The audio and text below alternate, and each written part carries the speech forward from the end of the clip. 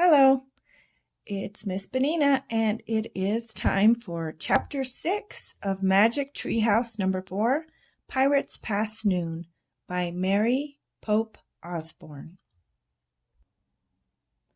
Chapter 6, The Whale's Eye. The rowboat tossed from side to side. The waves were huge. Salty spray stung Jack's eyes. He felt seasick. "Hold her steady!" shouted Captain Bones. He pointed at the sea. "Or we'll be meat for those evil brutes." Dark fins cut through the water. Sharks. One zoomed right by the boat. Jack could have reached out and touched it. He shuddered. Soon the rowboat pulled along the ship.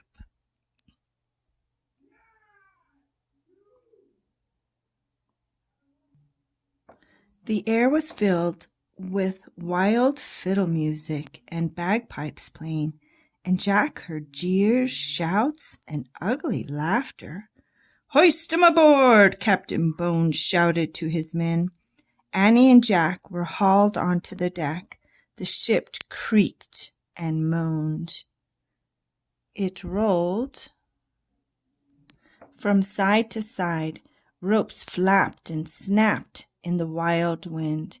Everywhere they looked, Jack and Annie saw pirates. Some were dancing, some were drinking, many were fighting with swords or with their fists.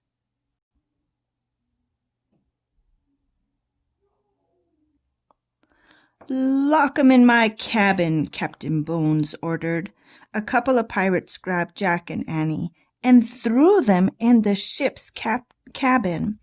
They locked the door. The air inside the cabin was damp and sour-smelling. A shaft of gray light came through a small, round window.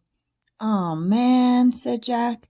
"We've got to figure out how to get back to the island so we can get into the treehouse and go home," said Annie.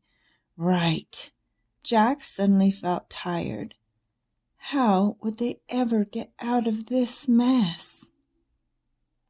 "We better examine the book," he said. He reached into his pack and pulled out the pirate book. He flipped through the pages. He looked for information to help them. "Look," he said. He found a picture of pirates bearing a treasure chest. This might help. Together they read the words under the picture. Captain Kidd was a famous pirate. It is said that he buried a treasure chest on a deserted island. The chest was filled with gold and jewels. "Captain Kidd," said Jack. "So that's the kid that Bones keeps talking about," said Annie. "Right," said Jack. Annie looked out the round window. "And Captain Kidd's treasure is buried somewhere on the island," she said. Jack took out his notebook and pencil. He wrote, "Captain Kidd's treasure on island."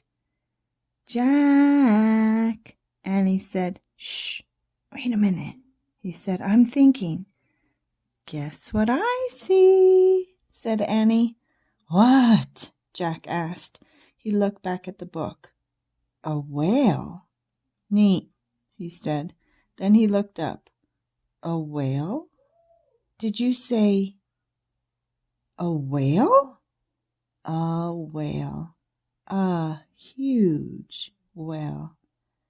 As big as a football field." Jack jumped up and looked out the window with her. "Where?" Jack asked.